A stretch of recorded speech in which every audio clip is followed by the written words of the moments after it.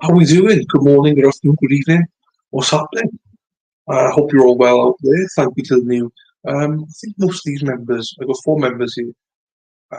Danny came through yesterday, so did Mary, so did NTMT, but thank you to all three of you, and thank you to a new member, Charles West. He is a member from overnight.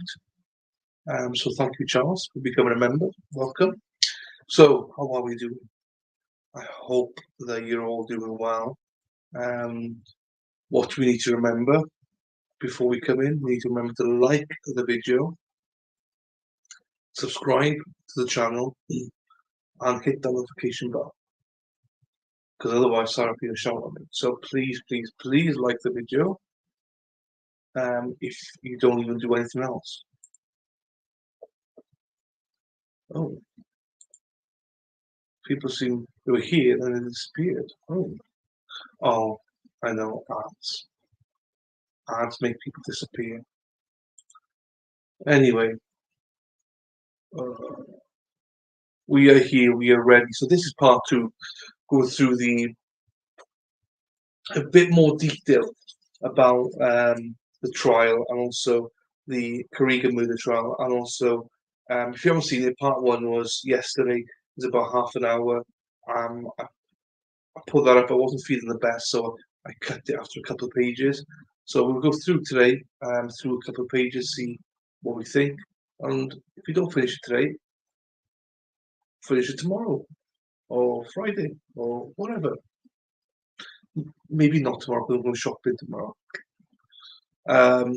So anyway, here we are. I'm not gonna hang about. I'm just gonna go straight into it. As I say, most people don't know anything about this, so I wanted to do this. Now, this is not going to a private video. If people think it is, you don't. There's no rush to watch this video. It'll be available for everybody because I've paid for this document, so the court have no control over me. All this.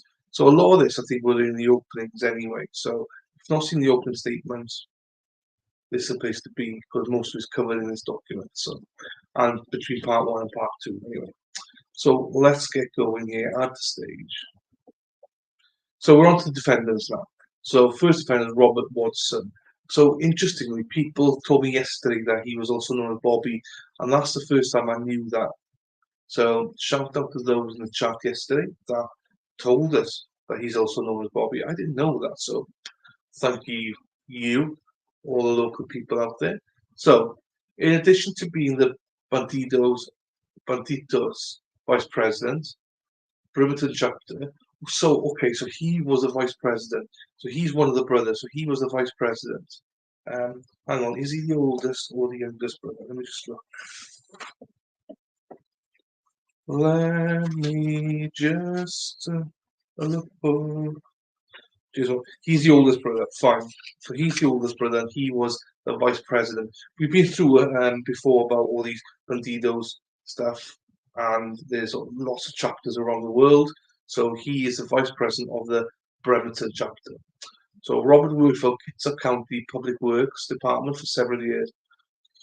Okay, bank records indicate he was paid bi-weekly in the amount of $1,225.98. Yeah, of course, you in America, you do bi-weekly. In here, in the UK, normally it's every month. And not every 4 weeks, I mean every month. So we normally get 12 payments a year if you're employed. Obviously, there's some caveats there. Some people do get paid weekly and bi-weekly, but the majority of people that are on the books get paid once a month. As normally, excuse me, on the same date. So if you get paid on the 2nd of January, it's normally the 2nd of February, 2nd of March, 2nd of that. So you normally get 12 payments. So, and in the US, normally you get about 26 payments, I believe. So, okay, so he had $1,275.98 a month. Rob was married to Lena Watson, but he lived with his girlfriend, Courtney Brown. So, okay, he was married, then split up, fine. And his brother, Johnny Watson. So, okay, he lived with his girlfriend and his brother, Johnny Watson, at 632 North Charlotte Avenue in Bremerton. Johnny Watson drove a late model silver Mercedes-Benz, which we're getting to now. The investigation revealed that Robert, like John Careaga, was dealing in cocaine. Okay, well that's the first I think I've heard that. I think that's the first. I didn't know that, or I must have glossed over it. I didn't know that Robert or Bobby dealt cocaine. Robert was dealing in smaller amounts than was John. Okay.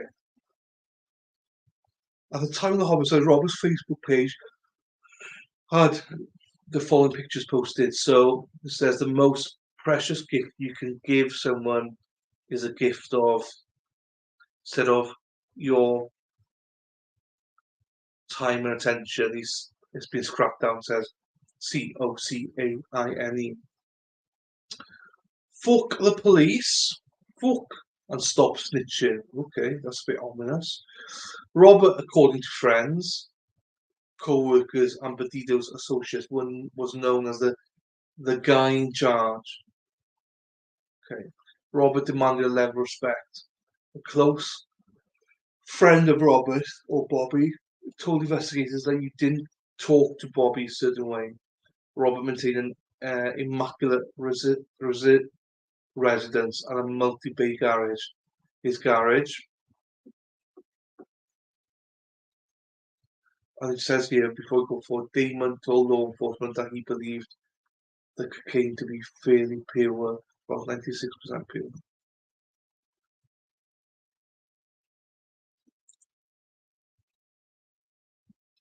Okay. Garage was organised and had everything in its place, with all supplies/tools needed to work on vehicles and motorcycles. He had a 666 insignia hanging in his garage. I have no idea what that means, but I presume it's something to do with bikers. And prior to the homicide, he had a 2006 Dodge Ram truck bearing a Washington license plate of 66666. I still don't know what that means, but sorry, I keep you on, I'm tired. And Bandido affiliated stickers. After the homicides, the stickers were removed and his plate was replaced with. Right, why is that? Why did that get after the homicides? The stickers were removed. So we read before that Bandidos can take anything from you. So the Bandidos gang, they own your basically bikes and stuff. So was that? Did they know something back then? His number plate was replaced. Okay. Robert also owned a motorcycle,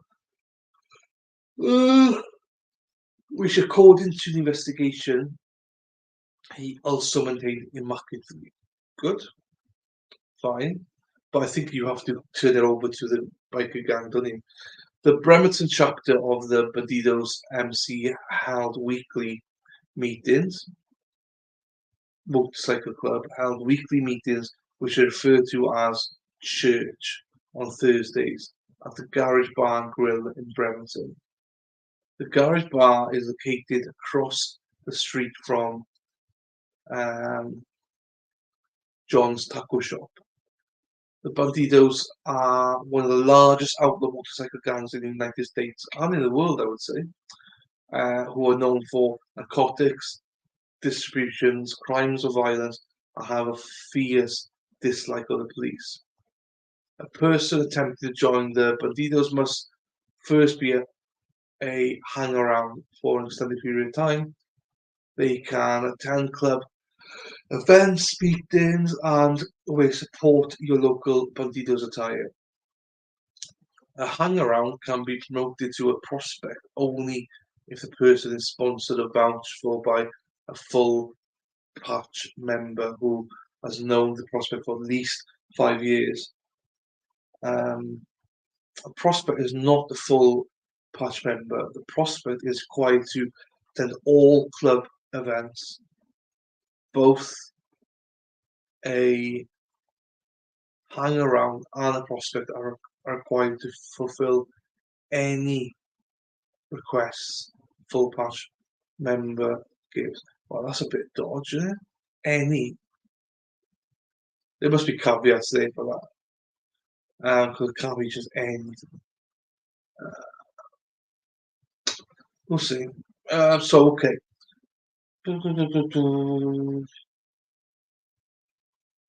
Both hierarchy requests of fulfill. The prospect must fulfill the proposed or fulfill the probationary period before being allowed to be a full patch member. Attire is important to bandidos. Colours are the insignias or patches that are. I need to read the other page. I can't see this right there. That are worn by members on their vests. The vests are cut vests or cuts that identify the membership of their club, the territorial location, and the person's rank. Each club has rules on how the colours are treated and when it's proper to wear them. Okay, so it's a proper, proper gang, it's got, a leadership group and it's got rules, regulations. It's known worldwide. I'd never heard of it, but it is well known, well regarded. I believe in Europe, Australia. If I remember rightly, it's the first outside of America group was created in Australia, and then he went to Europe. But I don't think there's any in the UK though. Okay, let's get back. Danny Kelly Jr. Now, Danny Kelly Jr., I knew this guy sold cocaine because we covered in court. I didn't know that Bobby did, though, unless I missed it. Robert was known to take people under his wing. One such individual, okay, this is what I love. We're learning. I didn't know this. Robert was known to take people under his wing. One such individual is Danny Kelly Jr., who Robert befriended and sponsored to become a prospect in the Bandidos. Excellent work. I know now. Fine. That's a link. There's a link there. Because I always wondered what the link between the three were. Obviously, two brothers, but what's the link to Danny? This is a link. Danny Kelly had a long connection to the Careaga family. The Careaga residence on Tenino Road has belonged to Danny's parents, Danny Kelly Sr. Hang on, well, so okay, so the Careaga, Johnny Careaga did not own his own house then. Danny Kelly's parents owned it. Danny also knew some of the local neighbours, such as the person who maintained 10-minute road for the residents, David Zaleski, who was awful.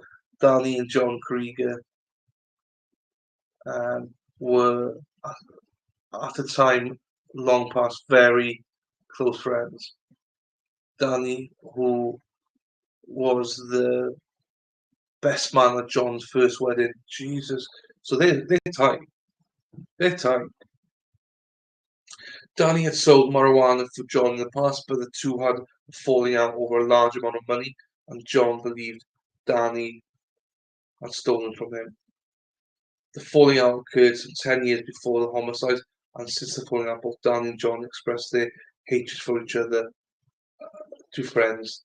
Wow. Okay, now we're listening. Now we're going somewhere here. Now I'm starting to learn stuff here. So Danny was super, super close. Best friends with Johnny Careaga. And they had that falling out. Jesus, bitterness in the air.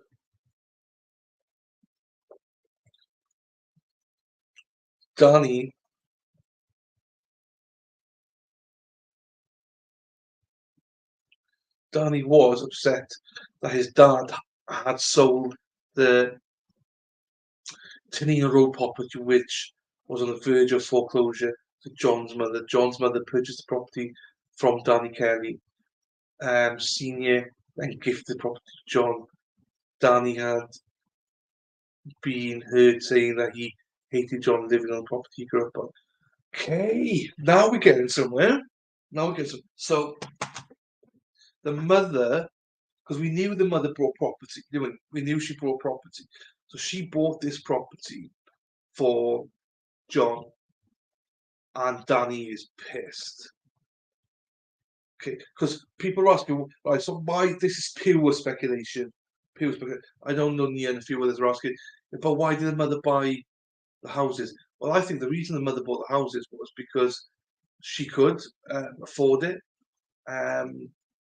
because John dealt in cash. So he couldn't get a mortgage or anything. He probably dealt in cash the majority of the time. And all of his money would go into getting more drugs and recycle it and stuff like that. So it's probably to hide from the taxman, I imagine. That's why she paid for that and gave it to them. Now he may pay her back, but probably through cash, not actually through a mortgage and stuff. So okay, that makes more sense now. Danny was hanging around for the bandidos until shortly after the homicides, when Robert sponsored him to become a prospect. Investigation revealed that Danny was considered low on the totem pole at club meetings. As a bang around all prospect, Danny would have to perform any task a full patch member would ask of him. But when they say any task, what does that mean? What does any task mean? Within the law? Outside the law? So I don't know. That confuses me. That confuses me. That little bit. Do you break the law or not? I don't. I don't know. So I'd love to hear a bit more about that. What does that entail? Damon Clark, also known knew Danny Kelly. Damon indicated that Danny was present multiple times while Damon was at Roberts to deliver cocaine, but the Danny never saw a transaction. Damon did not like Danny and and he has since. Hang on. Damon did not like Danny as he believed Danny betrayed John over a marijuana deal. Damon told Robert he thought Danny was trouble on a punk.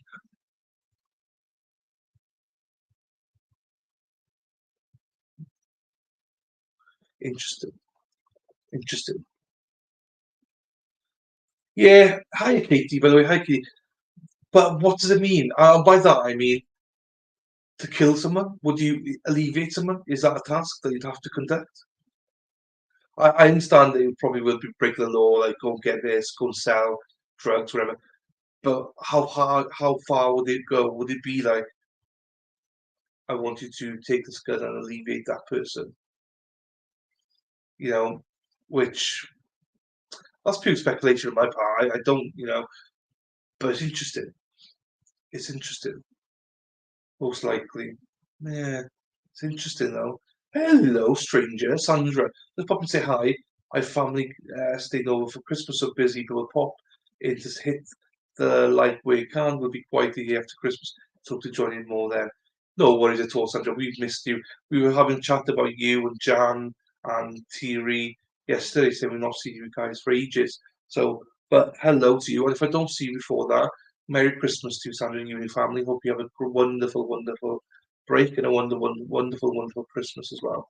But always, as always, thank you for popping in, Sandra.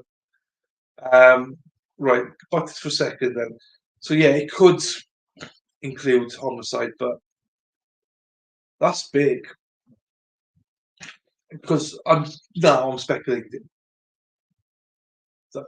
I'm speculating now. I'm just thinking because if he was introduced by Bobby, would that be you know something that Bobby wanted him to do to get into the gang? Do you know what I mean? Go and alleviate Johnny and his family, and then we'll make you a permanent member.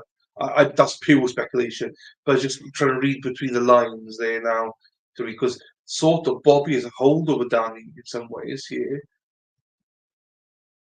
So essentially, Danny is, in all intents and purposes, Bobby's bitch. Do you know what I mean? So murder is often an initiation for gangland. That's mental, though. Thank you. Said, yeah, happy days, Sandra. Lovely to see you. Kimmy's in the house. Hey, Kim. I done. Hello, Kim. How are you? Hope you're well as well. We're just going through this stuff. I'm learning stuff here. It's interesting. It's interesting, guys. So David Clark also knew Danny Kelly. Fine. David Clark's been on the stand already, so it's fine. David indicated that Danny was present multiple times while Damon was at Roberts to deliver cocaine, but that Danny never saw a transaction. So you think? Um, Damon did not like Danny, as he believed Danny had betrayed John over a marijuana deal. Damon told Roberts he thought Danny was trouble and a punk. But they didn't speak for 10 years, so are they back speaking? Are they like selling? Is he selling on behalf of John right now? I don't quite understand. Um, it's terrifying to live in gang areas where you hear about it. I mean, I can imagine. I just don't understand some of this stuff. John and Robert begin communicating. So John is John Careaga, I believe, and Robert is obviously one of the defendants. So they started speaking in early November 2016. Damon was irritated with one of the tackle shop employees. Damon spoke with John about it, and John was dismissive, which led to an argument between the two. John told Damon that Damon's always had something to bitch about every day. Ooh, okay, tension. There's tension between them. Okay. And by the sounds of that, Damon's a little bit of a like doesn't get his own way, the throws toys at the pram type of thing.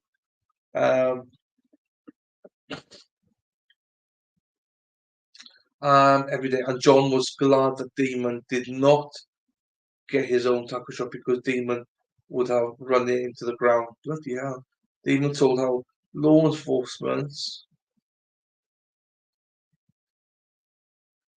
Damon told law enforcement this statement hurt his feelings because he had been running John's tackle shop for years, but somehow John thought he could not run his own shop. Damon quit the tackle shop and was not speaking to John. Subsequently, he was planning to no longer sell cocaine for John. So essentially, that fits in with what we heard. They had an argument. That was the argument, and yeah, they didn't really speak after that, and then he died. On November 26, 2016, Robert sent Damon a text message. Damon told Robert he was no longer selling cocaine for John. Robert sent Damon a text message. Okay.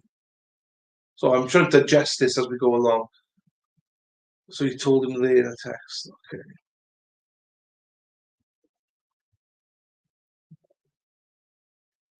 Bear with me sometimes. I'm just trying to get what's the purpose of that.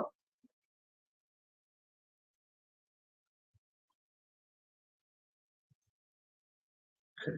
Let's leave it out there. I'm not 100%. At the time of the murders, Robert was consistently purchasing 2 ounces of cocaine per week. Robert's the oldest brother. He's Bobby. This is the names you see. I get confused though.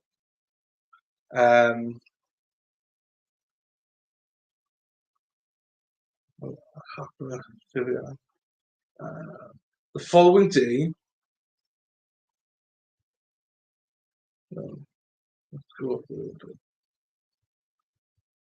Damon said Robert would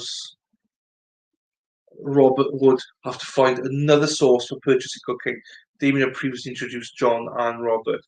The following day, November 27th, 2016, Damon and John texted one another. John told Damon he and his family missed him on Thanksgiving Day.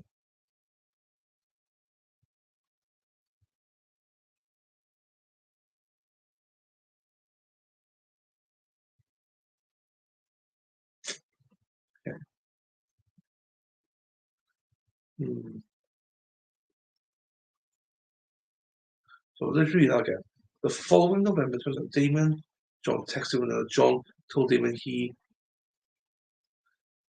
When did they start? Okay, that makes more sense. Fine. So they had the argument in early November. November 26th is when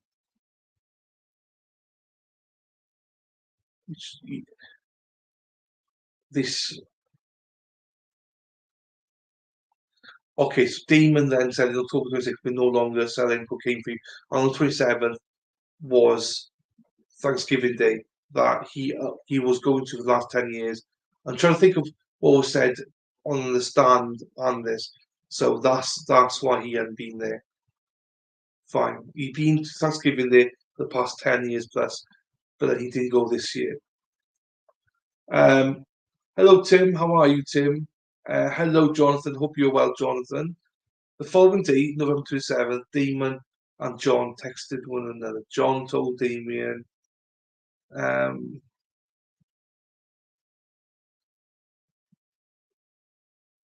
John told Damon he and his family missed him Thanksgiving Day. Fine. December 26th, John contacted Robert again. Obviously, no answer then. January the 1st, John left for San Diego. John said, I'm trying to stop myself from sleeping, John. January 1st, John left for San Diego to obtain his supply. So this is when they went together of cocaine. John returned to Washington on the 5th. January 6th, Robert and a friend, Justin Wilkerson.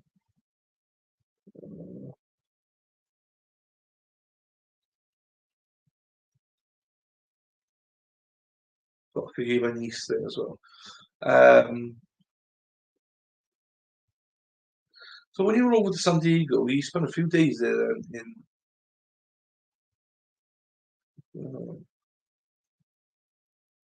January 6th, Robert and a friend or co-worker, Justin Wilkerson, left for Los Angeles, returning on January 9th.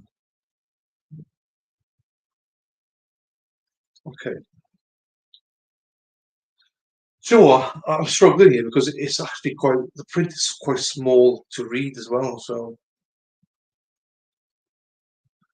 oh no, what was it, John? If you can share, that's not good. I don't like to hear that.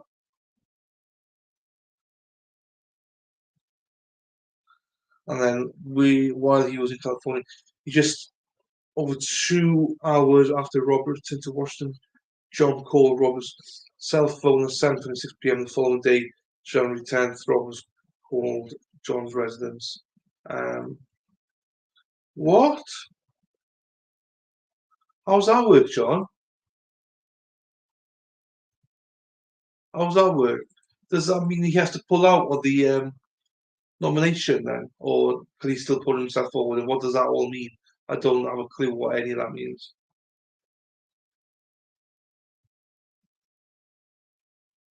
But can he still be a candidate? I don't get it. Oh no, Jonathan, you must be crying. You got your Trump hat and everything. Oh no, Jonathan. Who are you going to support now, Jonathan? Um,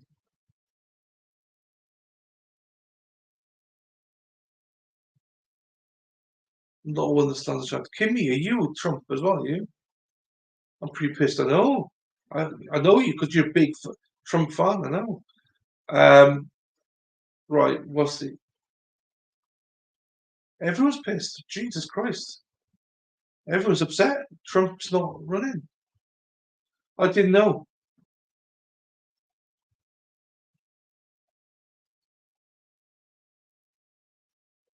Vivek.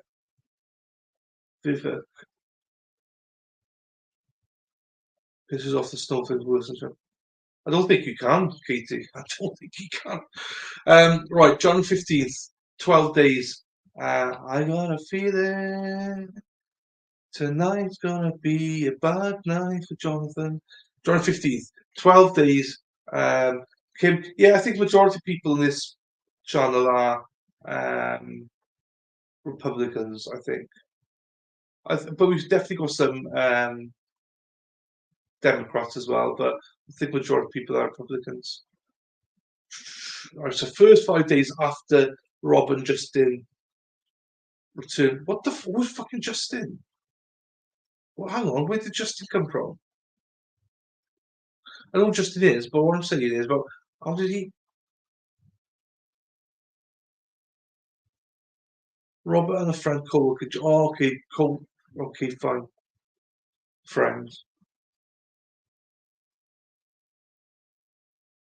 5 days after Rob and Justin returned from California, Danny went to purchase a track phone, also known as a burner phone, January 15th, between 1:47 p.m. and 5:09 p.m.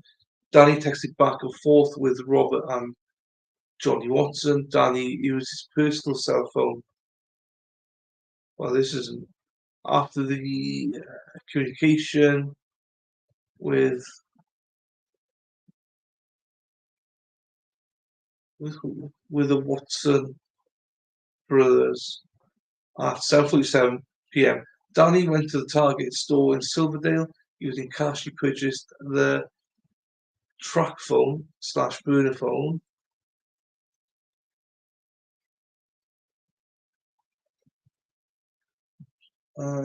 Going straight to the phone, making the purchase of.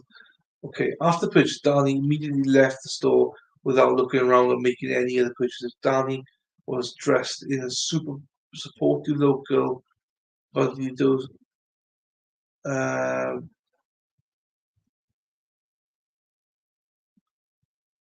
We look up Adidas shirt and a red and gold coloured hat, which are the colours associated with Adidas. So these are them then.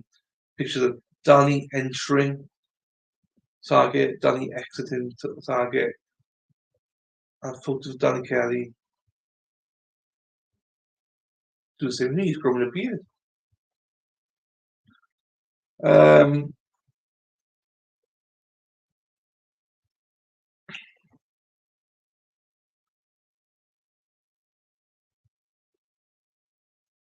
yeah, I'd say I don't know your politics, so I'm not gonna pretend.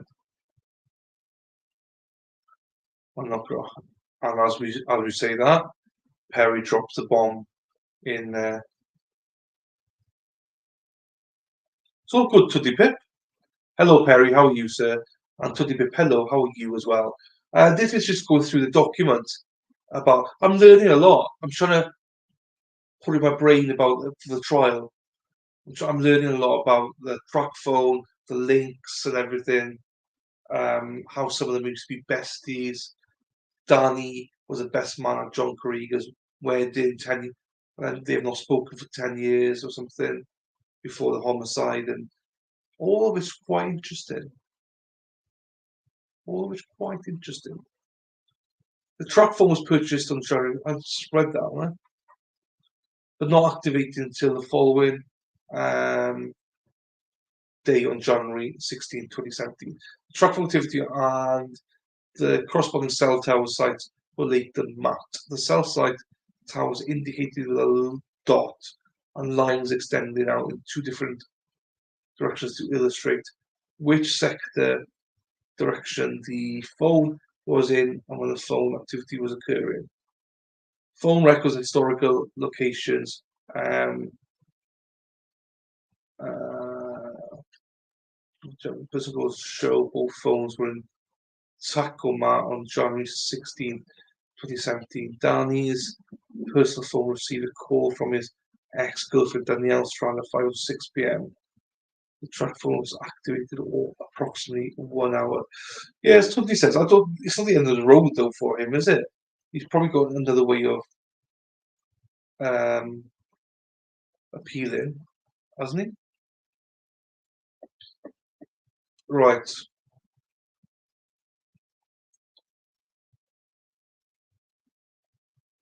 Danny Kelly Jr. So it pinged here, direction, two directions.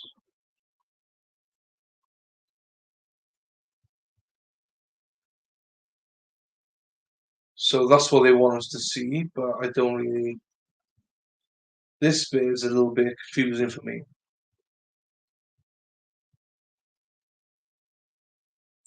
But don't really understand what any of this means.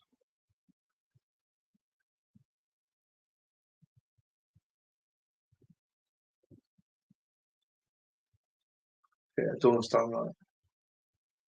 Approximately 40 minutes after the track phone was activated, Danny received another call from Danielle at 6:45 p.m.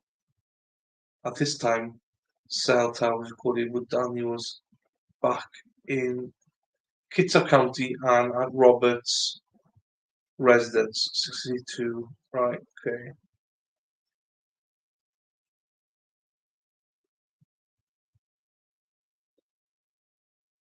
Does anyone know what any of this means?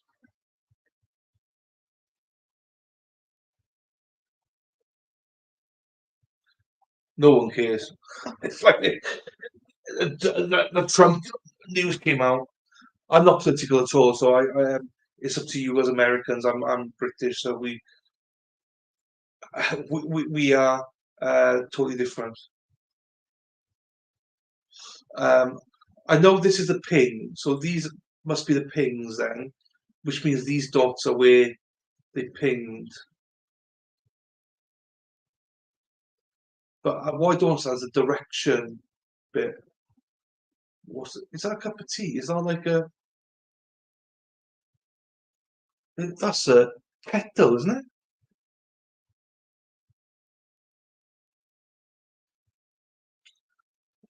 Ah, so this is where we need some local people to explain. You know what I mean? But we're still learning stuff. A 702, the track phone was used to. Right, hang on, 702. It doesn't leave, will it though?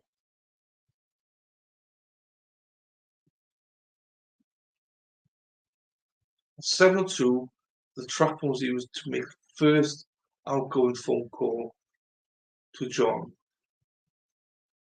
That would have been done then at January 16th.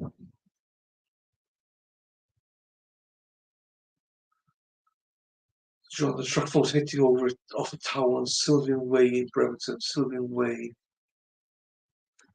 Okay, so when he was falling, he was bouncing off around here. But again, I have no idea what that means.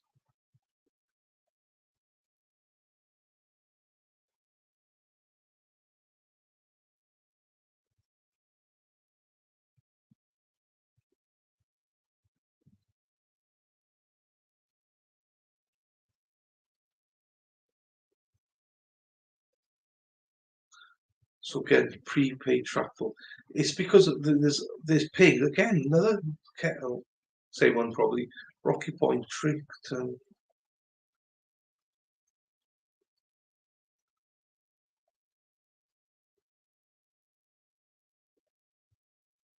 Okay, what's so direct line of sight from Robert's residence to the Sylvan Way Tower. Well, what does that mean?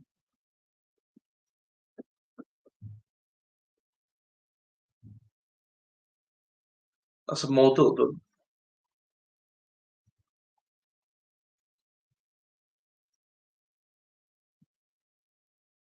okay, so first time the track phone he was to communicate with John. So track phones he was to communicate as well, okay. January 17th, 8:46. John used his home landline phone to call Robert's personal cell phone. Based on tower records, Robert's personal cell phone was at his residence when he received the call.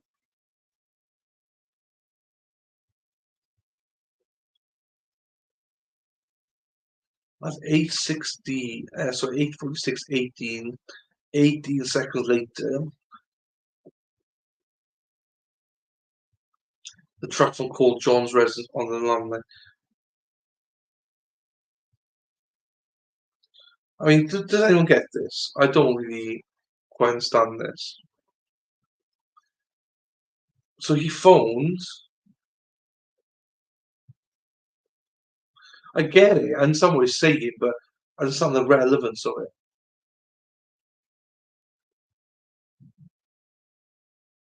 It was 18 seconds between he rang and rang back.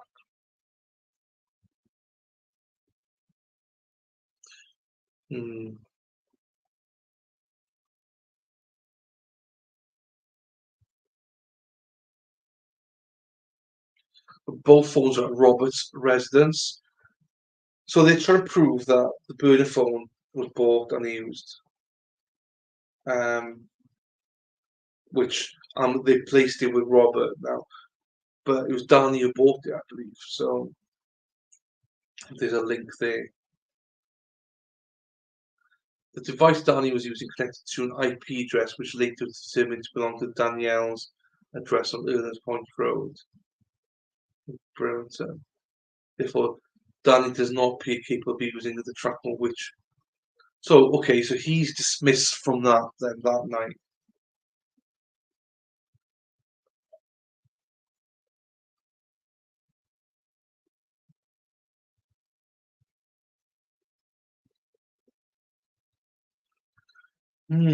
From January 17th through January 27th, there was numerous text message phone calls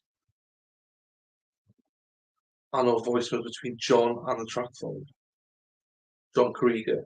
So that would have been to Robert then. Based on the phone records and historical analysis, the track phone remained at Robert's residence during these 11 days.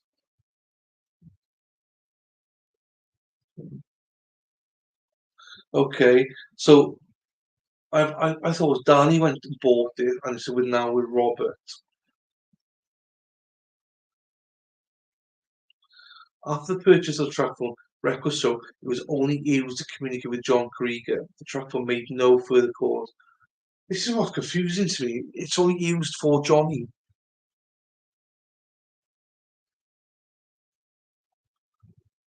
John and Christale.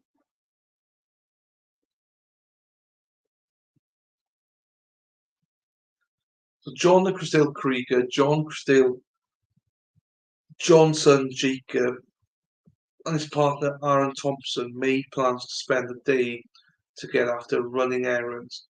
John and Christale had their vehicles serviced at Jiffy Lube on Kitsap Way. While Jacob, hello, hello. I think my niece is knocking on the door. Hello. Agor drws. Ti agor drws de? Ie, pwysio. Na ni.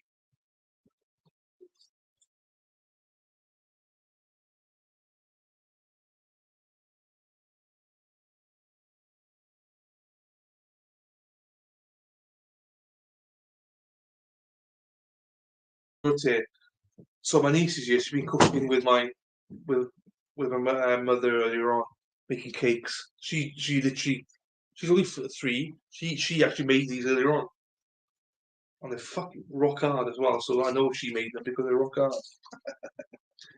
But anyway, I'll eat them in a bit.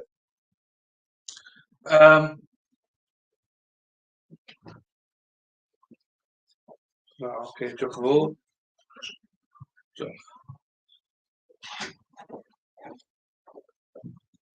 Okay, John Christale Johnson, Jacob and his partner Aaron Thompson.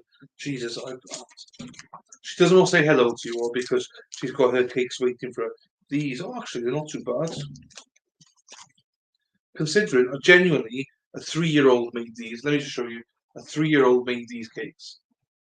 obviously with help, but I mean, she literally mixed it, put it in together and everything. I've no idea what's in there. She baked it. Obviously, my grandmother put it in the oven and stuff, but not bad for a 3-year-old, mind. Do you know what I mean? She's learning. Okay, it's all right.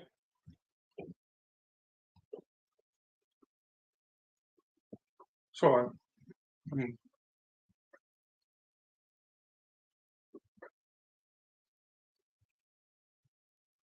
It's got coconut in it. Right. Let's get back to this. I'm going to have to read this again on my own. I've not read these yet. Just read it out loud here. I need to read it on my own. Partner made plans to spend the day together. Totally. Okay. Like, in all honesty, they're okay. I mean, they're not the best, but considering it's a 3-year-old making it, and I genuinely, I watched it. She made it all herself, the mix and everything. Obviously, my mother was pouring stuff like helping with the eggs and stuff like that, but she literally mixed it herself. For a 3-year-old, it's excellent, but it's not got much flavour. As in, she decided what would go into it and stuff, and so she put a little bit of coconut, but not enough.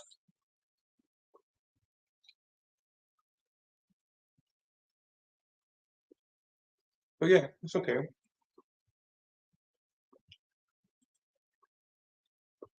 Mm,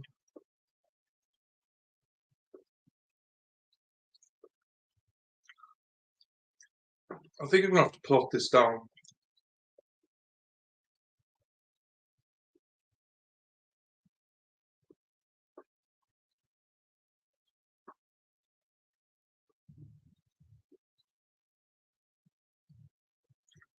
What I might do, because at the minute, this doesn't make sense. And the reason this document doesn't make sense is because it keeps jumping dates and times. So I'm not sure. So what I might do, when I don't know, what I might do is put it all in an Excel sheet. Time like so we got a timeline of it. Because then it'll make more sense. Because at the minute I'm just thinking, what's confusing me is the times and stuff. Does that make sense? And also the locations. Because I don't know this place. I don't know what these locations are, where they are. Are they relevant? Do you know what I mean? So I might stick all that in because at the minute, Robert's got so Danny bought it. Yeah, we are, Katie Dory. We are. Danny, but it's important though because apparently the phone data is the main part they got. From one of the locals said that the main thing that's pinning them to this homicide is the data, the cell phones. Nothing else. Nothing else. Apparently, this is it. That's why it's super, super important. Because apparently, I don't know, we read on, but apparently nothing else ties them together except for the cell phones. Cell phones are the only thing that places them there. So that's why it's really important that we actually understand it. Because apparently, allegedly, without the cell phones, there is no trial. There's nothing.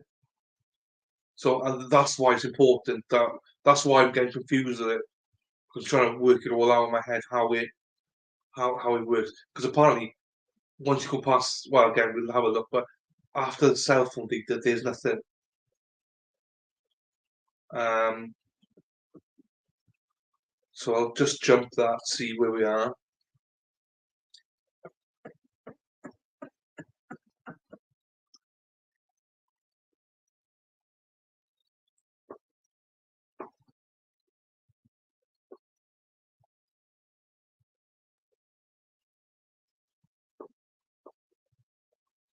Mhm.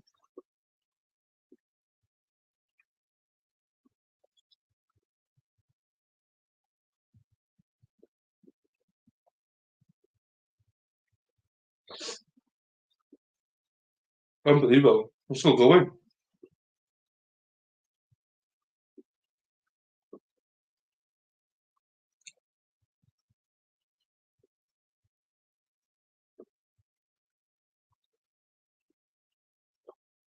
Mm,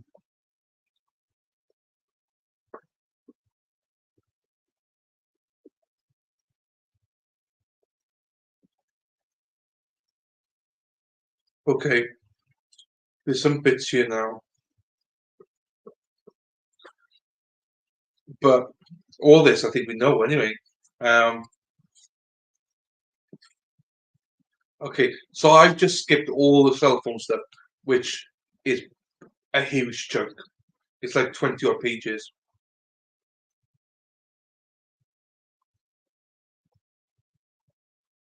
Right. It's hard. It's hard to do to the. The reason it's hard to do is because it's a paid subscription. So I did try and put some links and stuff like that the other day, but it wouldn't work because as soon as you clicked on it, the only way I can maybe do it is screenshotting it. But again, screenshot is bloody. It doesn't. It's not clear. But I'll try and work around it. I will try and work around it. This is why I bought it because I was like, you know what, this might work, but it hasn't. I'll figure something out. I will figure something out. That's what I was thinking. If I do an Excel sheet of some sort with diagrams. Right. Anyway, let's have a look here. We're still on cell phone tower. Right. This is some of this is relevant. So we're still on the cell phone tower stuff here, but um, which is scary because I want to understand it because this is the main crux apparently. Um, so on January 27th, you can see we're on page 39 right now. David was at home. He recalled the night he was on. Um,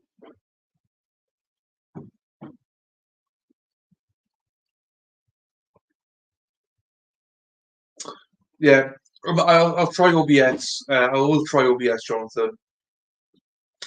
I took screenshots yesterday to the but as soon as you zoomed in, it didn't work. Um, but it might now because I paid for it. It might now. The non-paid version, it was just a mess. You couldn't zoom in. But now maybe I've not tried it since I purchased it, so maybe I can. Maybe I can to the But you're also right, Jonathan. I have got OBS, but it's not. I don't know. We'll figure it out. Anyway, fine. I'll figure something out. You, you you would think. Now I paid for it, you would think, but there's no option for it to download, only to save. So, but what I might do is email them and ask because I can't see where you download it. Maybe I'm being thick. Maybe I'm being thick, Katie. I might be being thick. I don't know, but I couldn't find it. I could save it, but I couldn't download it. If I can download it, happy days. Um, but a hands up, Katie. It could be me being thick, and that's very, very certain. Maybe that I am being thick. Maybe. So I will try again. Do you know what? Do you know what, Katie? I think you might be right because I got two versions, right? One on my phone, and it wouldn't let me download it, only save it. Actually, this version might let me download it. Katie, you might have just saved the fucking day here. Katie may have saved the day here. Let me. OBS is um like not StreamYard. OBS is like what's it called? Streamlabs. Streamlabs. And it's hang on, right, I've got it download in my head now, so I'll have a look at that. It's like Streamlabs, so basically you can drag here with StreamYard, it's yes. So Streamlabs is the one I always use, totally bit. In StreamYard, I pay £25 a month or whatever it is, right, for this. It is fantastic for having someone else with you, right? But you can't do much with it. You can't drag stuff around and things like that. Where with OBS, it's a little bit cheaper. The communication is crap. When you've got guests on, it's crap. But everything else is much better. 100 times better. Hang on, let me stop screen. Let me take a look here. We're on page 39, right? We're on page 39. Let me look here.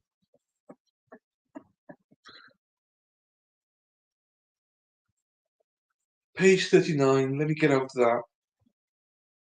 Oh, Katie, girl, Katie. I think Katie saved the day. Hang on. Katie might be. Katie may have saved the day. Katie may have saved it for us all. Katie, Katie, Katie. Katie saved us all. Let's see if Katie has saved us all. Oh, let's have a look. Please work now. Mother friggin' nuts. It won't upload. I can download it, but it won't upload. Your files are too powerful. The max file size is 25 megabytes. Upgrade to Nitro Basic. How much is Nitro Basic?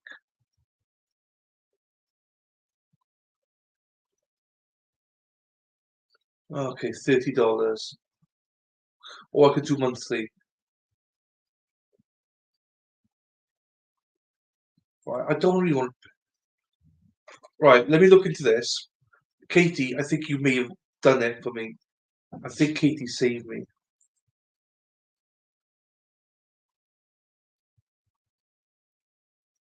Because I think this explains why I couldn't do it.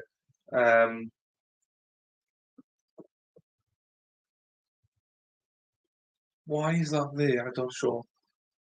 So if I can, why is that gone there? Where have I gone? I've lost you all.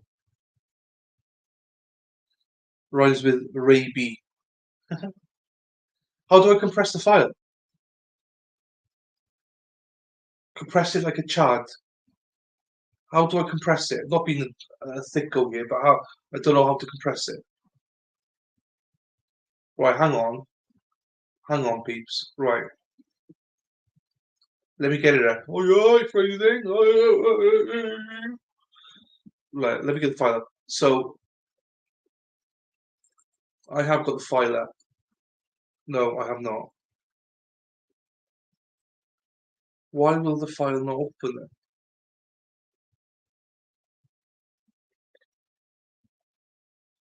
I just want to open. Oh, Word, fine.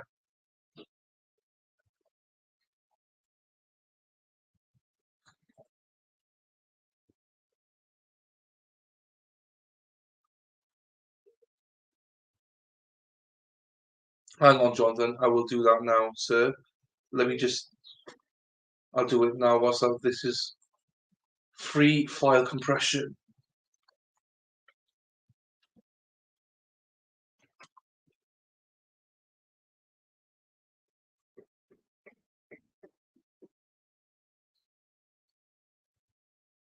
We compress.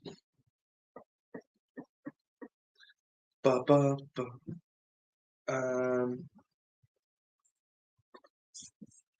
Okay, let me just drop it in and see what happens.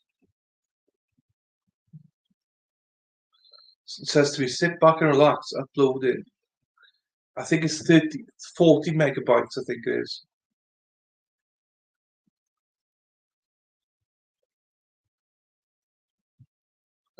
Shoe shopping, Jonathan. You absolute loon. Shoe shopping.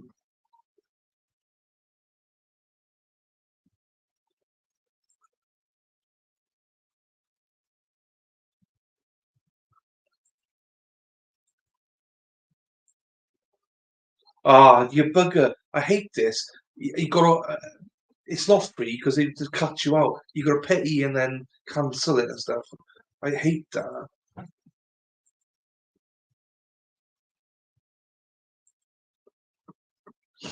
Let me try another site then.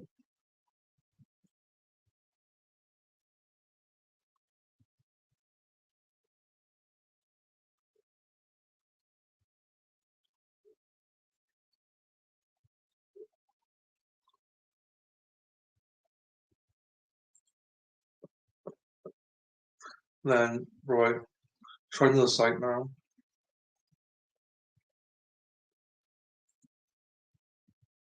Get out of that one.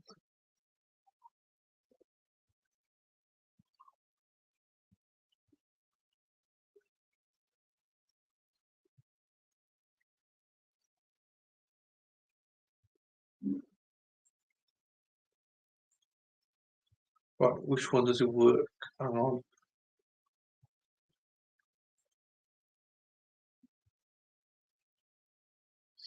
Hang on then.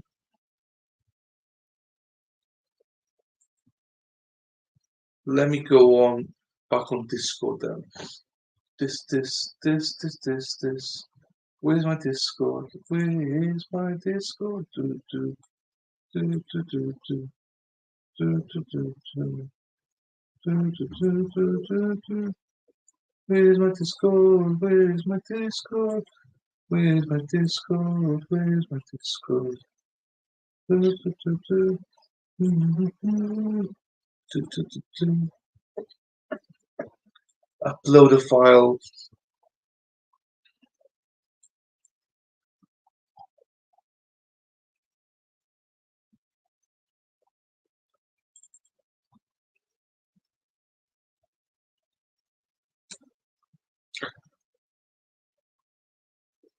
Right. It's on Discord. It should work. If you go on Discord, it should.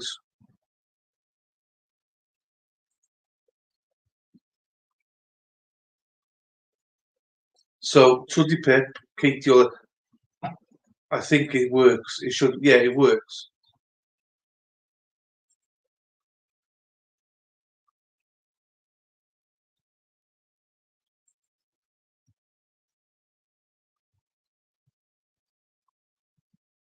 I can't find my belt loop. Right. So there we are. Truddy Pip. Have a look then on Discord, my lovely. You should be able to access it that way. Jesus, oh, fair play, Jonathan. You saved the day there because I couldn't upload it. And also, the setting is much easier on laptop than where it is on my phone. My phone, I couldn't do it, so I bought it then on my laptop, and I can access download it. Happy days! I didn't know that. If I knew I could download it, I'd bloody posted it way before now.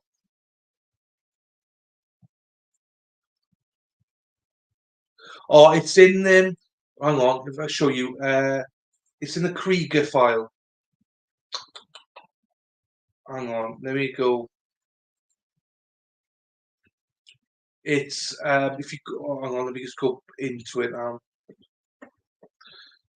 So when you're in, let me get this open. You go down, and then it says currently watching, and then you got the Krieger family. Krieger family then.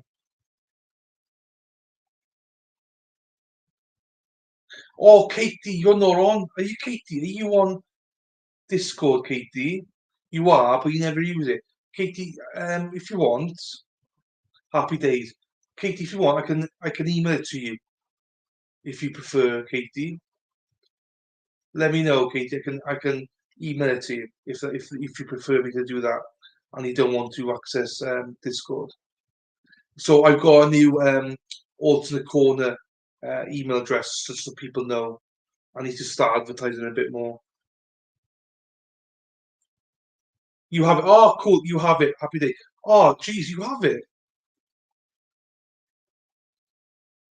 You just say, well, okay, it still comes up that you're there though. So I don't need to email it to you. Fine. It's this site. I'll tell you what. I've never used this Scribble site or whatever it's called before. It's only because a local person emailed me and said, "You need to look at this. Everything is in the time. Um, outside of that, there's nothing." So I'll have to look at it properly again as well. So anyway, but I'm not going to stay on Scribble though. It's freaking 16 quid a bloody month, man, and I don't use it. So um,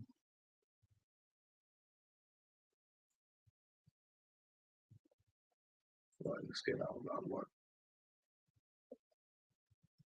So I will. Where are we here? So I'll leave that stuff. I'll just go back in to the. Now I've lost it. Where the hell has it gone?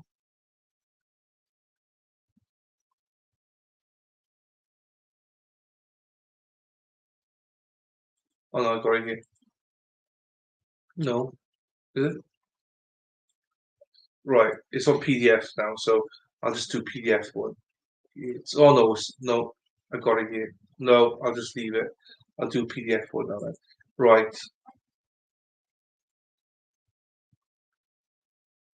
I believe so. But for me, Katie, it's my problem is £16 for that. I got to pay £25 for StreamYard. I got to pay £16 for YouTube Premium, for no ads for you guys. Um, what else do I have to pay? Obviously, internet and whatever. Um, the extension for volume, that's nothing, but still, all the costs add up. So that's why I'm like, I just can't justify it yet to have that as a one-off. I don't mind having scribbled as a one-off, but not as a permanent thing. I can't afford it. Can't justify it. Not yet, anyway. So, but in time, maybe. And to be fair, I've been quite good at getting documents up until now. So,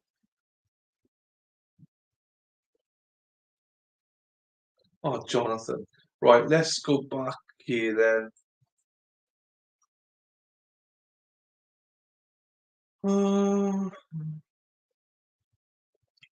I'm gonna go to here. Let me. So this is for Perry, Jonathan, everybody that possibly don't have access.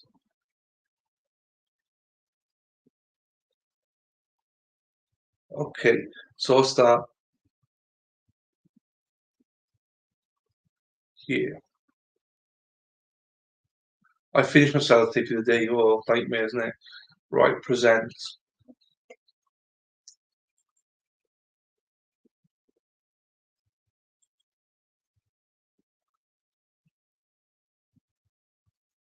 Is that one? Yes, it is that one. Yeah, it's a good thing, Pete. It's a good thing. As I say, it's just more of a it's a cost thing for me. So far, in time, maybe I will, because it is good. Yeah, the site's good. You're right. It's just right. Investigations. You see, there's more time and stuff here. So Hunter phoned at 11:28 p.m. Investigation of the homicide revealed three bodies inside the Careaga house.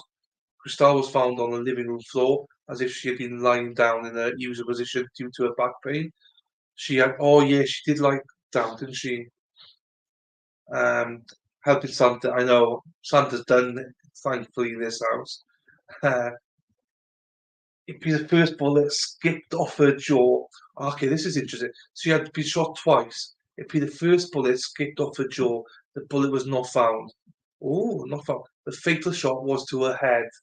60-year-old Jonathan Higgins was in his underwear. It appeared based on the evidence that he heard a commotion from the living room, got up from his bed, opened his bedroom door, and was shot in the forehead as he was stepping out into the alcove to the hallway that would take one to the living room.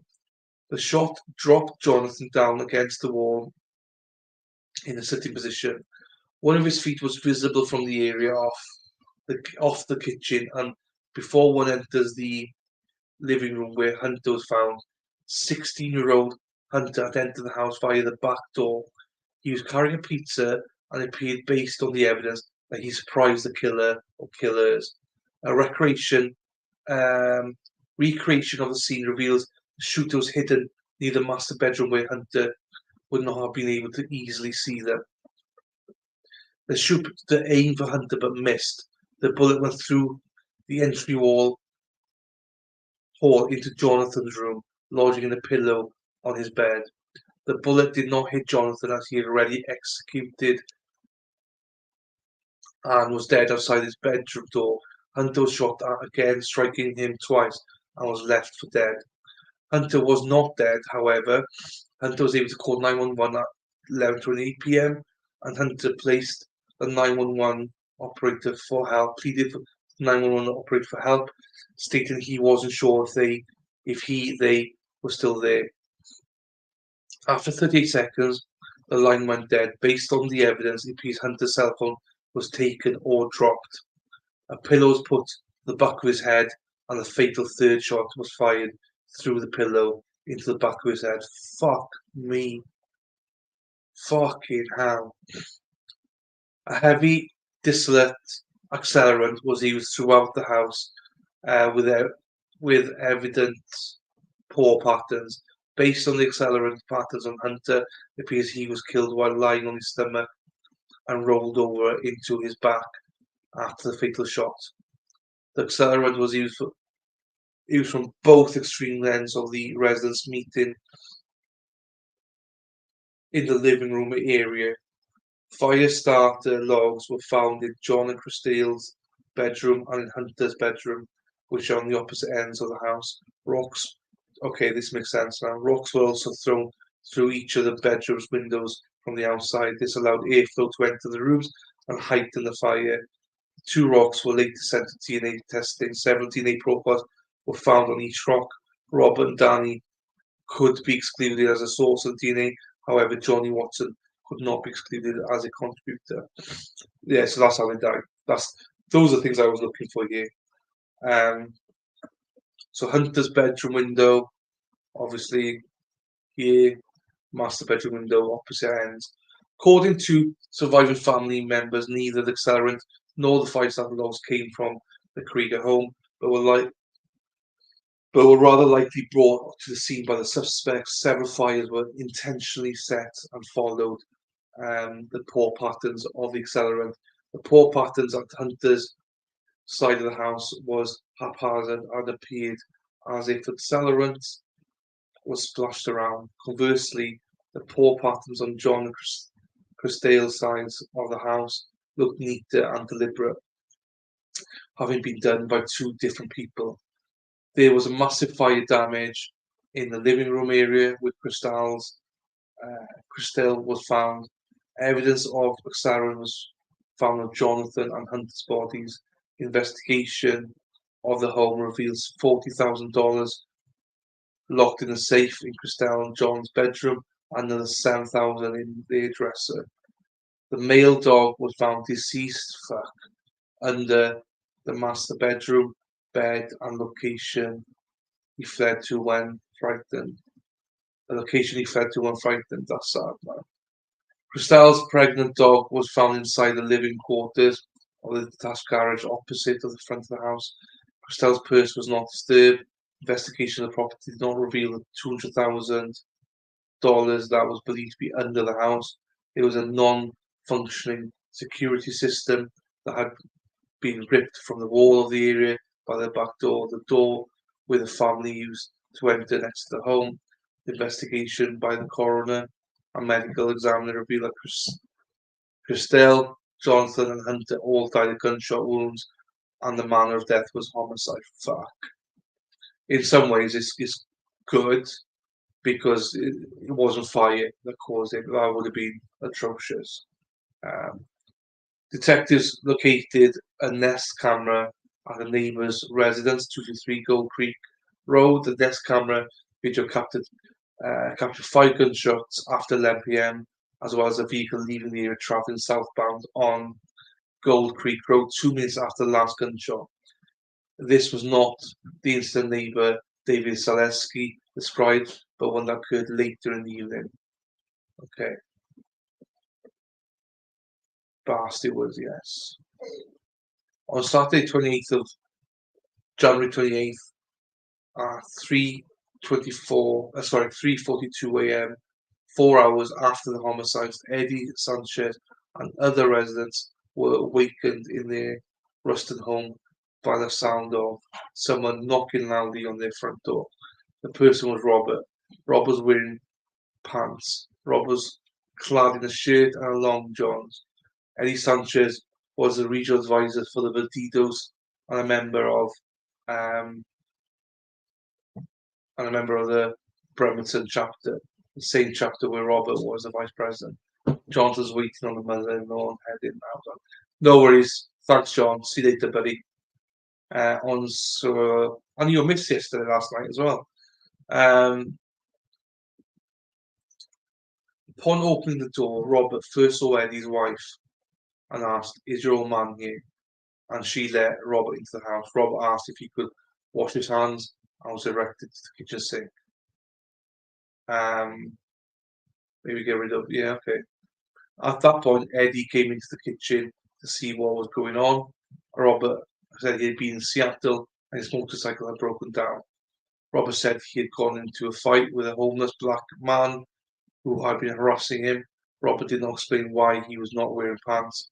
Robert asked to talk to Eddie privately, and two went into a back room for a few minutes. Robert asked to borrow a pair of pants, and Eddie gave Robert a pair of grey sweatpants. Robert then, that's weird. Why does it, Robert then left the house. Eddie and his wife heard a car door close and heard the car drive off. This struck them as odd, as they did not realize Robert had arrived at their house via car.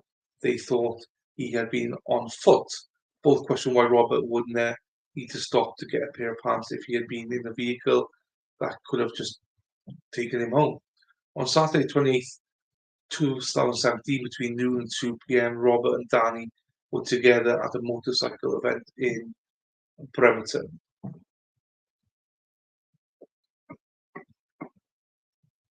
On Saturday, 28th, 2017, approximately 4 p.m., 4 vehicles were observed by a witness stopped in front of the Husen Tree Farm. These are the things I don't understand. Where are these places? Located in a rural area on the outskirts of Seebeck in Mason County, about 12 miles from the Careaga residence. The tree farm is in the remote area and usually only traveled by residents or hunters. There are numerous gated properties in the area that are designed by colours such as the Department of Natural Resources, DNR, private land. The Husen Tree Farm's gate was red, indicating private property. The gate was not as forfeited as the other gates, like the DNR gates would have been. On Saturday, January 28th, 2017, at 4:01 p.m. and 8:48 p.m., Robert's personal cell phone was sitting off his phone tower 389, which was located approximately 3.15 miles north of the Husen Tree Farm, placing Robert's cell phone during which proximity of a tree farm at the same time the witness saw 4 vehicles stopped in front of the Husen Tree Farm gate. Okay. On Saturday, January 28th, 2017, at 8:49 p.m., not even 24 hours after the homicide, Robert called 911 to report his truck had been broken into. Robert told the 911 operator that he did not know who did it, and that he did not want to know. He just wanted law enforcement to come and take pictures. Bremerton police responded. BPT, aka Bremerton Police Department, reported that Robert said his truck was parked in his driveway and he found his passenger window smashed. Robert said his truck was ransacked and items were stolen, including a loaded Glock,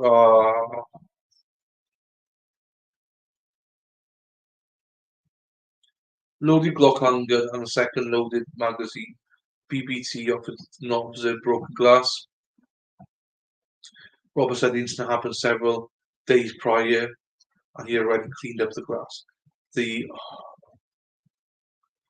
officer observed that Robert's driveway was fenced.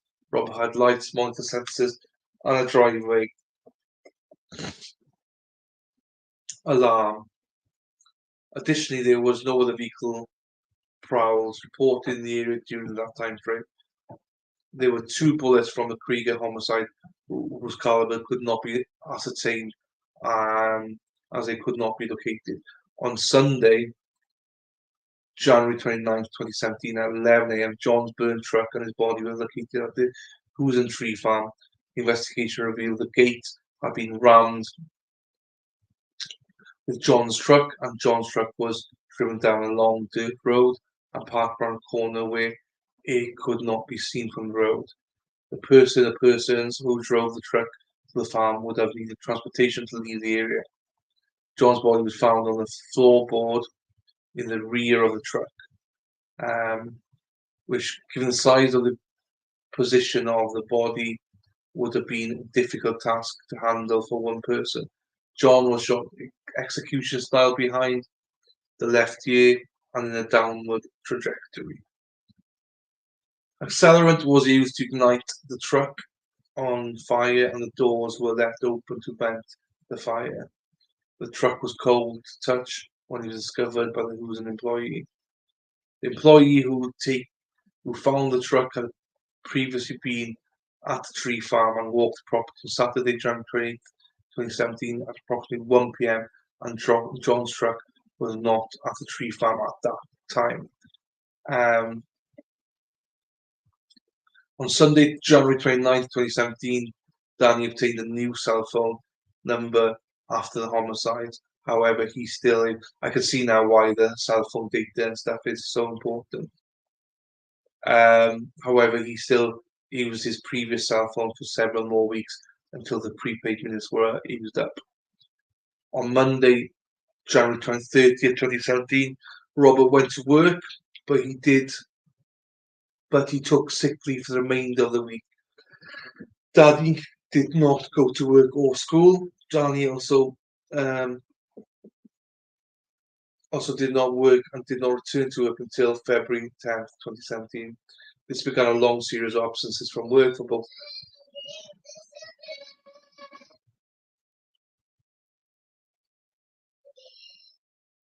for Robert and Danny, ultimately leading to both men being terminated from their employment. In the days following the homicide, several people called the Kitsap County Sheriff's Office with information regarding possible suspects. Many calls focused on the Bandidos Motorcycle Club. Numerous anonymous tips specifically pointed the finger at Danny and the Bandidos. Hello, Shona. Motorcycle Club. Numerous other people who agreed to be named provided tips to why they believed Danny was involved. Tips came in mentioning Robert's name as well. Associates of Robert and Danny also came forward and provided information to the police in the days and months following the homicides. Ashley Brown, the mother of Danny Kelly's child, MK, on January 31st, 2017, Danny's father, Danny Sr. Hi, Dandy, as well. Sorry if I missed you, Dandy. I didn't see you while you're on, Dandy. Hello to you as well. And Perry as well. Hello, Perry. Came to Ashley's house to pick up MK. Danny Sr. was already aware of homicides and told Ashley he initially thought Danny was involved, but after he found out that kids had been murdered, he didn't think Danny would kill children. However, after the homicides, Danny told Ashley that someone had posted a message on Facebook to look at the Bandidos and as the people responsible for the homicides. A few days after the homicides, Danny met with Ashley at the store. Danny looked nervous and kept looking around. Kept looking towards the parking lot. Danny said they believed he and his crew were being followed by law enforcement because of the Careaga murders. In March 2017, Kelly Enzer contacted KCSO wanting to provide information. He indicated he was scared and he was friends with Robert. He knew Danny and he knew several other men who were prospects for the Bandidos. Enzer told law enforcement he was freaked the fuck out. Sergeant Birkenhoff and Enzer why he was asked why he was scared. In response, Enzer lifted his outer shirt and revealed a support your local Bandidos t-shirt underneath. Enzer said he heard the money found at the Careaga house was left there purposefully, but there was more money at the Careaga property that was taken during the homicides. He also stated the children were just witnesses and not the target. Enzer said he believed that the homicides occurred because people did not talk to Robert in a certain way, and Robert was a money man and into cocaine. Enzer stated the Bandidos were freaked out and scared the law enforcement was watching them, so they had shut down their drug business. During the conversation, Enzer was visibly shaking, speaking fast and looking around. Enzer said he was concerned for his safety. Enzer and Sergeant Birkenfield spoke again in April 2017. Enzer said Danny had been made a prospect from the Bandidos, but was then kicked out for getting high and lying about it to Enzer. Said Robert was okay with letting Danny go in good standing with the possibility of coming back, which was an unusual practice. Enzer also said Robert was sleeping with a 9mm handgun. Hello, Birdie81. How are you? Hope you're well, Birdie. In May 2017, Enzer spoke with Birkenfield. Enzer said he had been to Robert's house and Robert was back in business and had a lot of cocaine. Enzer saw chunks off a brick of cocaine on the table and Robert was weighing it in front of Enzer. Enzer said Robert used to deal in smaller amounts, but the amounts now have been increased to a ball or quarter ounce at a time. Enzer saw approximately quarter to a half ounce chunk of cocaine during that visit. Enzer said Robert carried a gun on him and that there were guns all over the house. Enzer said Robert was very greedy with money and cocaine. On May 31st, 2017, Detective Gundrum attempted to speak with Danny Kelly. Danny was shown, it comes in bricks, yeah, it does.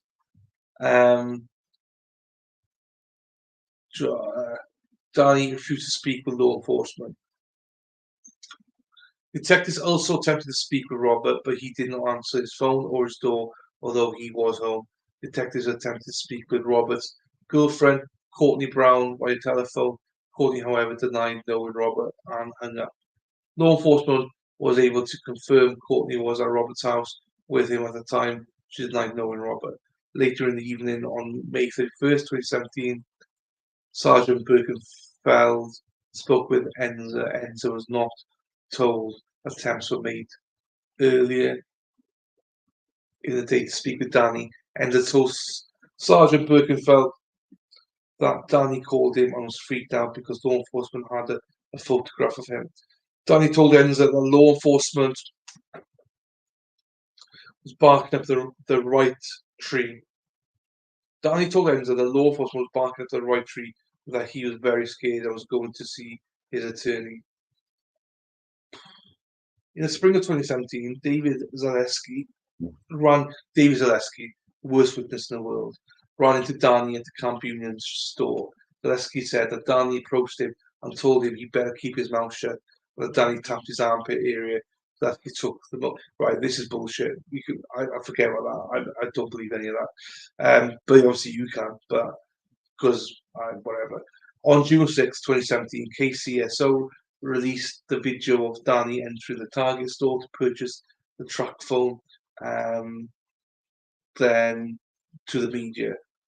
The purpose of the release was to solicit tips from the public. The same day, shortly after the video was released, surveillance of Robert was captured. Robert and his brother Johnny Watson, were on Robert's front porch, appearing to be stressed or emotional. Robert is observed burying his head in his hands and pacing back and forth in the yard. So I'd like a couple of bricks to build on the deck. Surveillance around Robert's house in the months following the homicide and after the press release on June 6, 2017, revealed numerous male subjects visiting Robert in his house or garage would take what appeared to be counter surveillance actions, such as driving around the block and looking into cars before going into Robert's residence. In June 2017, a known bandido prospect arrived and stood at the end of Robert's driveway, acting like what appeared to be a lookout while others went inside to speak with Robert. As of March 2018, this prospect became a fully patched member of the Bandidos and is the Sergeant of Arms for the club. On June 9th, 2017, Sergeant Birkenfeld spoke with Enza again. Enza said that after the Target video was released to the media, Danny told Kelly that he had gone to Target to pick up a prescription. Enza also said that Robert was freaked out over the video release. Learned so much shit. I know, Shauna. So do I. On June 9th, 2017, Sergeant Birkenfeld spoke with Enza again. I said that. On Sunday, June 18th, 2017, Sergeant Birkenfeld was notified that an attorney was with two subjects who possibly had information regarding the Careaga homicides and wanted to meet with detectives. The attorney was Robert Lloyd. The people who wanted to speak with detectives were Eddie Sanchez and Mark Shepard. Excuse me. Robert, Eddie, and Mark were all high-ranking members of the Bandidos. Mark stated he was president of the Birmingham chapter of the Bandidos. He was the person who promoted Robert to vice president. Mark was aware of the Target video and press release and recognized Danny as the person in the video. Mark confirmed that the clothing / hat Danny was wearing was Bandido support apparel. Mark said that Danny had been a hangaround for quite some time, but then Robert sponsored Danny as a prospect for a brief time until Danny stopped coming to the required events and was removed from the club. Mark said Danny was no longer considered a prospect. Mark said that Robert and Danny were close friends. Mark had suspicions of Robert's involvement in the homicides. Mark had asked Robert after the homicides if he knew the victims. Robert denied knowing any of the victims. Weeks later, Robert changed his story, claiming he had met John Careaga before, as he had gone to Careaga's residence to clean gutters. A short time later, Robert changed his story again, saying that John had come to Robert's residence to look at a race car Robert was selling. Mark found Robert's changing story suspicious. Mark believed Robert was lying to him, but Mark did not challenge Robert on the lies after that time.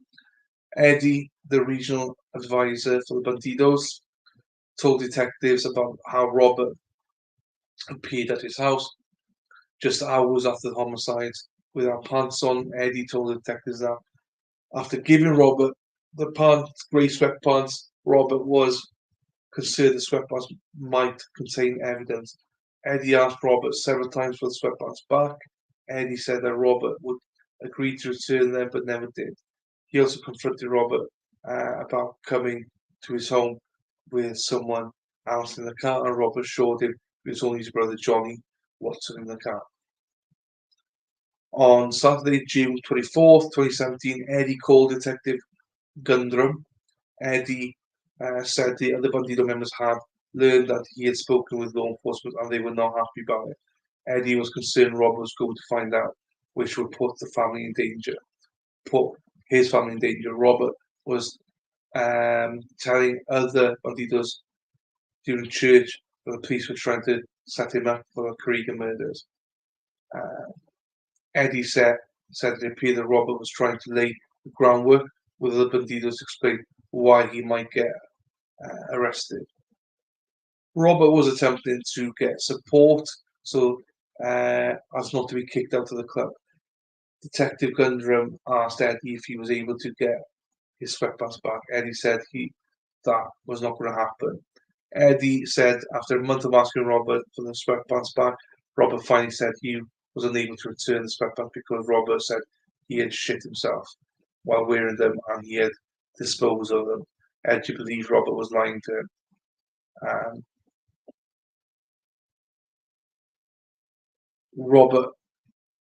Robert had not worked for Kitsap County Public Works since March of 2017. However, in June and July, Robert, his wife Lena, and his girlfriend Courtney made high-dollar transactions in and out of Robert's two accounts.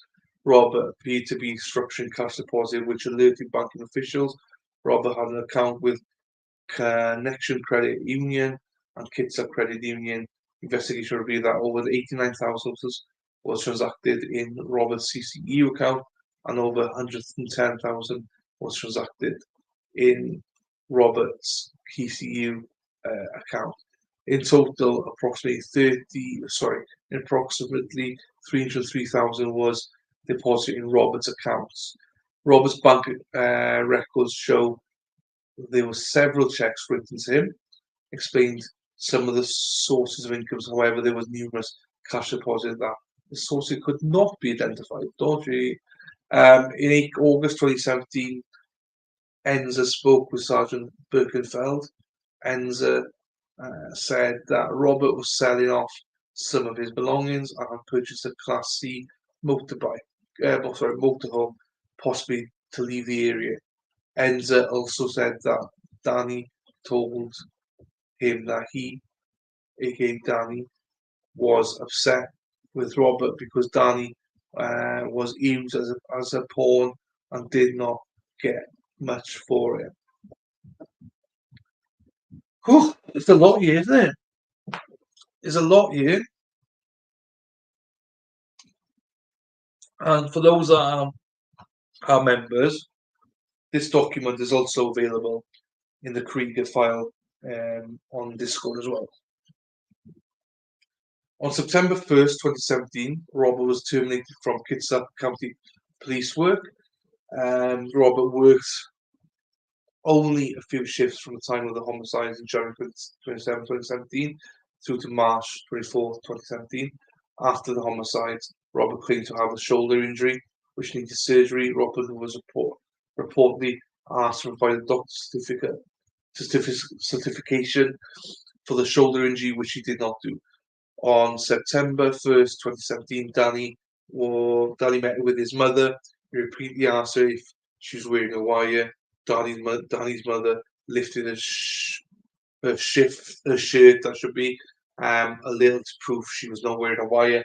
And Danny lifted her shirt entirely and touched her. What? And Danny lifted her shirt entirely and touched her breast. Touching your mother's breast? What are you doing, son? Jesus. At the outset, Danny's mother claimed Danny sexually assaulted her. What the hell is going on? Whoa. I did not know this bit was coming out. So, at the outset, Danny's mother, his mother claimed Danny SA'd her, but later recanted, claiming that he lifted her shirt and touched her breast immediately to check for a wire.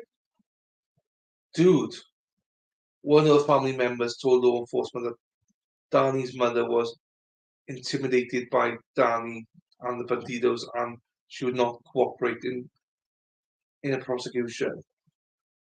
What the hell is going on here? Jesus, that's sick, man. I don't. Jesus. In September 2017, Robert was investigated by Oregon police and by the Bremerton Police Department for for theft of a dump truck and possession of a stolen vehicle. Search warrants were served on Robert's house. Enza told detectives Robert was concerned about listening devices being placed in the residence. So on September 27th, Robert listed his residence for sale. His house was sold on November 13th, and Robert moved out of the residence on December 14th. On October 2017, John's attorney spoke with law enforcement. He told detectives he had talked with John in the fall of 2016. During the visit, John moved a large plastic bag contained a white powdery substance. The attorney recognized the substance as cocaine. John offered some of the substance to the attorney, and the attorney declined. John told the attorney he had been buying up either 1 or 2 kilos of cocaine, but he planned on cutting the cocaine and selling it. John implied that the cocaine was fairly pure and it was California. John also told him about a large amount of money he had in his residence, around $200,000, and that it was not inside the house. The attorney assumed the money was buried on the property. During this time, Enza spoke with Sergeant Birkenfeld. He's told Sergeant Birkenfeld that Robert and Danny had gone into Enza's truck but would not speak, and pointed to the speaker installed in Enza's truck, implying the speaker had a listening device. Robert told Enza that he was afraid law enforcement had put listening devices inside his residence. Initially, after the homicide, Robert and his associate were talking inside Robert's house or garage, but as the time went on, Robert's and his associate were talking inside Robert's house or garage, but as time went on, Robert and his associates, other Bandidos members, would walk to the end of the driveway to speak to one another, sometimes sometimes covering their mouths while doing so, whispering in each other's ears. In January 2018, Enza spoke with Sergeant Birkenfeld. He stated he heard that 6 subjects were involved in the Careaga homicides, and Robert and Danny were included. January 18th, KSO 11, 2018, KSCO released to the public the Camp Union video showing the sedan that was window to window with John's truck on January 27th.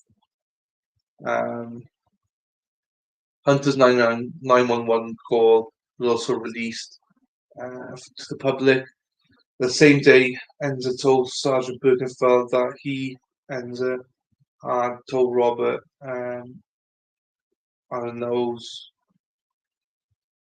as a ruse that he thought he heard Robert's voice on Hunter's 911 call. Robert told Enza he did not know where Robert, was on the night of the homicides. Enza also confirmed Danny about being one of the 6 people involved in the homicides. Jesus. Danny was crying and appeared to be breaking down. Enza said Danny was scared and said only Danielle knows where I was at. In the late hours of January 17th, on the early morning hours of January 18th, after the media release of the vehicle meetings, John at Camp Union, Johnny Watson's, Robert's brother, silver Mercedes, was found stripped and dumped in the Puyallup River. All the porous surfaces were removed to include the seats, roof panels, carpets, sunbelts, and everything. You can see that.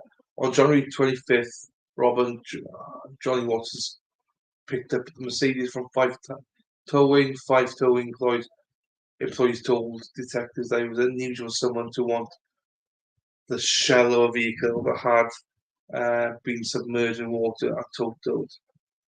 Robert paid $1,500 cash to retrieve the vehicle. Robert and Johnny provided the Charlotte Avenue address to the towing company. January 30th, Pierce County Sheriff's Department contacted an unrelated raid as a residence in Boney Lake. The target was Michael Coates, who was believed to be selling guns and narcotics. Robert was seen driving away from the residence 30 minutes prior to the raid, towing a trailer. The residence was approximately 15 miles from where Johnny's car was found in Pila River. There's a car. Hang on, let me just check something here. What's that? Page 50 now.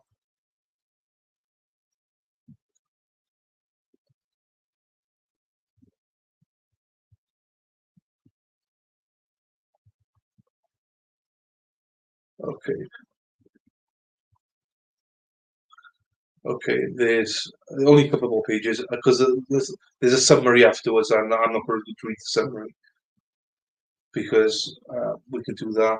Maybe I'll do the summary on. Do you know what? Maybe I'll do the summary in the new year. So we'll just have a little bit more of this.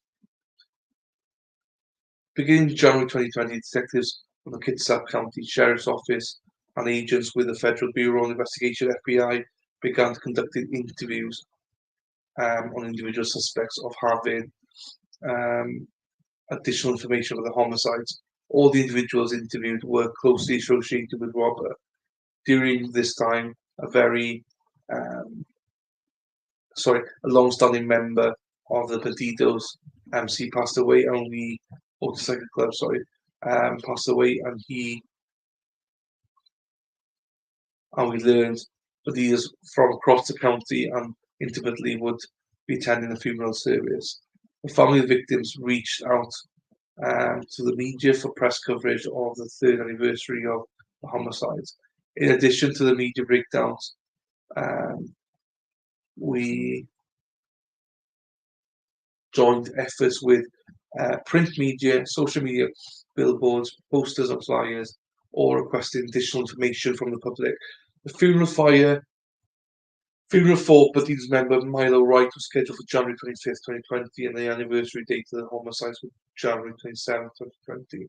This led to plans for 500 to 1,000 estimated Bandidos and other MC motorcycle club groups to come to Kitsap County for the funeral. A search warrant was obtained for text messages, content, and phone calls off the phone calls on Robert's cell phone, believing he would be discussing the media coverage. A search warrant because the media coverage on his homicide with the co-conspirators and National Bandidos members coming into town, who would also see the coverage. On January 21st, 2020, Sergeant Birkenfeld spoke with Enza. Enza stated Robert had called him and wanted a phone call back. Enza called Robert and told him the feds and county officers had come to speak to him about the homicide. On January 22nd, 2020, several billboards were placed together throughout Kitsap County, and approximately 2.6 minutes past 2 p.m. media coverage stated Bandido members are suspected in the homicides. Hello, Emma. Oh, nice. I'm glad you enjoyed your meal. Oh, we're nearly finished anyway. I'm literally a couple more minutes. So you can see it's 3:44 to 6:13, several calls, no communication. I think we'll go through the summary in the new year. I'm going to go through the summary and stuff in the new year on the 2nd, because it'll give everyone a reminder of where we're at. So there's a few pages of summary there. 1, 2, 3, 4, 5, 6, 7, 8. An appendix then. So yeah, I'll do that because I'm tired from reading them. I'm coming back up in about 50 minutes to stream again. So that's where we're at. Also, Emma, the document, because you remember, the document is also in, the whole document itself is in Discord. For some reason, I couldn't do something on my phone, but Katie saved the day. So did Johnathon. So I've downloaded it and put it into a zip file, and it's on for members to look for themselves, because it's a bit confusing. Some of it, the timeline stuff, are very confusing. So look for yourself as well on that, because I'm confused. But everything else is quite forward. I do not like the essaying, that son essaying his mother. Jesus, Danny. So with that, we've obviously got this trial starting in 45 minutes. No, 55 minutes, 50 minutes. So I'm going to take a quick break because I've been on for a couple of hours now, and my voice needs some drink, proper drink.